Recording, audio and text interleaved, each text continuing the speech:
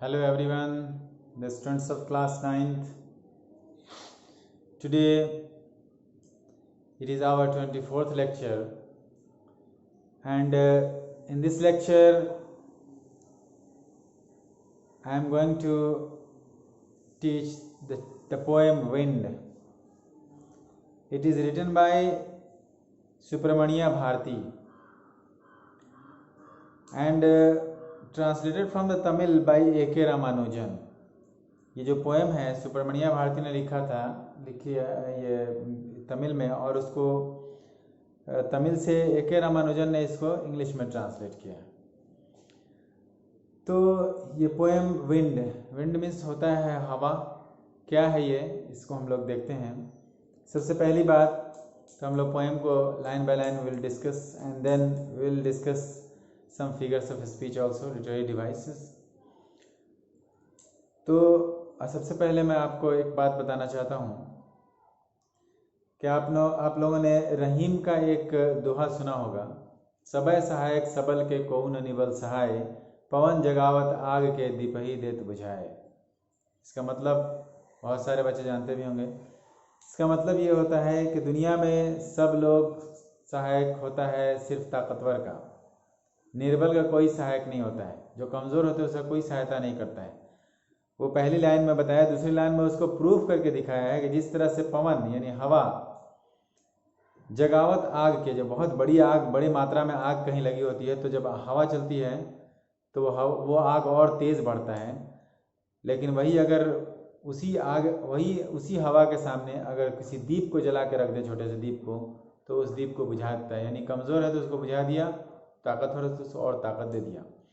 इस पोएम में भी पोएट कुछ यही कहना चाहते हैं कि अगर आप कमज़ोर होंगे तो सब आपको दबाएगा, लेकिन कमज़ोर के सामने अगर आप भी ताकतवर बन जाते हैं तो आपका दोस्त बन जाएगा। तो चलिए हम लोग पढ़ते हैं।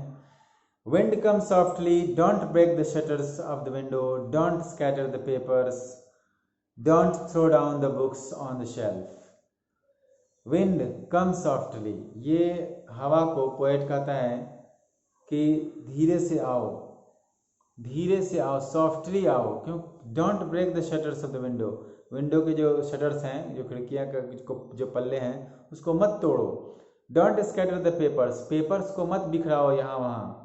Don't throw down the books on the shelf, और जो अलमीरा में शेल्फ में लगा हुआ है जो बुक, उसको यहाँ वहाँ मत गिराओ। There look what you did, वहाँ देखो तुमने क्या कर दिया। You threw them all down, तुमने सबको नीचे गिरा दिया। You tore the pages of the books, तुमने फाड़ दिया पेजेस बुक्स के। You brought rain again, तुम फिर से बारिश ला दी। ये सब हवा को कहा जा रहा है।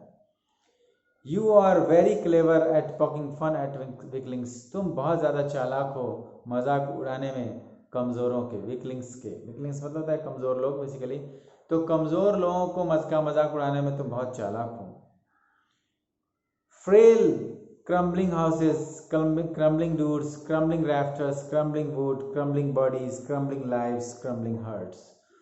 frail मिलता है कमज़ोरी, यानी कमज़ोर जो है घर वो ढह जाते हैं, वो ढह गए, यानी ढहे हुए घर, जो दरवाजे हैं टूटे हुए दरवाजे।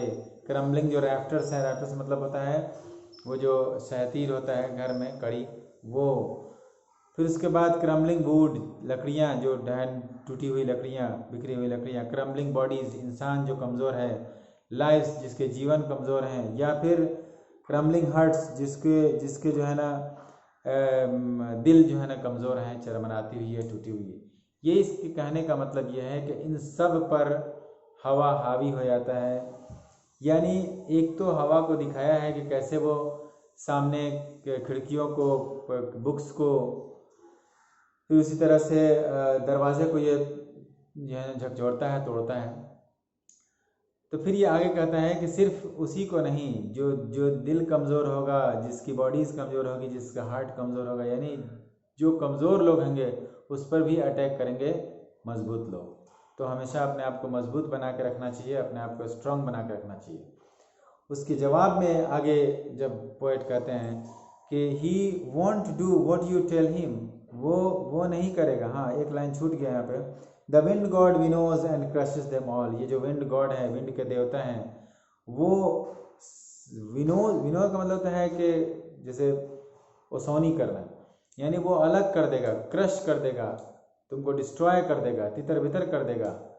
इन सबों को तितर बितर कर दिया है विंड गॉड ने। इनको जो कमज़ोर घर हैं, जो कमज़ोर दरवाजे हैं, कमज़ोर रैफ्टर्स हैं, सहतीर कड़ी, कमज़ोर जंगल हैं, कमज़ोर बॉडीज़ हैं, कमज़ोर जिंदगियां हैं किसी की, या कमज़ोर किसी का दिल है, सबको इसने बर्बाद कर दिया। फिर अगले स्टेंजा में कहते हैं कि he won't do what you tell him, वो ये नहीं करेगा जो तुम कहोगे। So come let us build strong homes, तो चलो हम लोग मजबूत घर बनाना शुरू करते हैं, घर बनाते हैं। Let us join the doors firmly, चलो दरवाज़ों को बहुत रिजिडिता से, बहुत दृढ़ता से जोड़ देते हैं ताकि कोई हवा इसको डिस्ट्रॉय ना कर सके। Practice to firm the body, चलो प्रैक्टिस करते हैं कि अपने बॉडी को ताकतवर बनाएं, फर्म बनाएं। मेक द हार्ट स्टीट फाट, और दिल को जो है ना एकदम मजबूत बनाएं। Do this and the wind will be friend of with us, चलो इसको करो तो फिर दोस्त हो जाएंगे ये हवा हमारे, यानी वही ताकतवर लोग तुम्हारे भी दोस्त हो जाएंगे जब तुम खुद ताकतवर बन जाओगे। तो he makes strong fires roar and flourish, his friendship is good। ये कहता है कि the wind blows out weak fires, यानी जो हवा जो होती है ना वो कमज़ोर आग को बुझा देती है। And make strong fires roar and flourish, और जो स्ट्रॉन्ग फायर होते हैं, जो मजबूत आग होते हैं, उसको और ज़्यादा बढ़ावा देते हैं और उसको दहाड़ देते हैं, आवाज़ देते हैं। अभी हमने जो बताया था ना रहीम का जो दोहा, सेम उसी से ये मेल खा रहा है। हिज फ्रेंडशिप इज़ गुड, इसकी जो दोस्ती है वो अच्छी है। We praise him every day, हम लोग प्रशंसा करते हैं इसकी हर रोज़। यानी हिज फ्रेंडशिप इज़ गुड, यानी उसकी दोस्ती अब अच्छी हो जाएगी जब तुम खुद जब मजबूत हो जाओगे तो ही उसकी दोस्ती अच्छी होगी। तो बड़ों से, मजबूत लोगों से अगर टकराना है, यानी अपने आप को स्ट्रॉन्ग करना पड़ेगा पहले, तब जा कर के आप सेफ रहेंगे इस जहाँ में, तब आप अपने सुरक्षित रखेंगे अपने आप को। तो ये रहा एक छोटा सा पोएम जिसमें काफ़ी जो है ना अच्छे से दर्शाया है पोएट ने। साथ में कुछ इसमें फिगर्स ऑफ स्पीच भी है, जैसे कि हर सेकंड लाइन में डोंट, थर्ड लाइन में डोंट से 3 लाइन शुरू हुआ है। तो जो ये इसको हम एनाफोरा कहते हैं। एनाफोरा एक फिगर ऑफ स्पीच है, यानी रिपीटिशन ऑफ अ वर्ड और phrase of at the beginning of a successive clause. कोई भी अगर पोएम का क्लॉज हो या लाइन हो तो उसमें पहला लाइन अगर सेम वर्ड से अगर शुरू होता हो तो वह एनाफोरा कहलाता है। इसी तरह से इसमें एक और है यू भी है अगले लाइन में, वो भी एनाफोरा है। उसी तरह से रिपीटिशन है इसमें, क्रम्बलिंग, कई जगह वर्ड यूज हुआ है, रिपीटिशन है इसमें। साथ में एलिट्रेशन भी है, जैसे कि एक लाइन है the wind god winnows and crushes them all. W और डब्ल्यू यानी 2 वर्ड का पहला लेटर जो है सेम है, सेम साउंड का है, वो भी कॉन्सोनेंट होते हुए, तो ये एलिट्रेशन भी है इसमें। साथ में पर्सोनिफिकेशन, तो इसमें सबसे जो पूरा का पूरा पोएम ही पर्सोनिफाइड है, क्योंकि इसमें विंड को एक पर्सोनिफाइड वे में पेश किया गया हुआ है।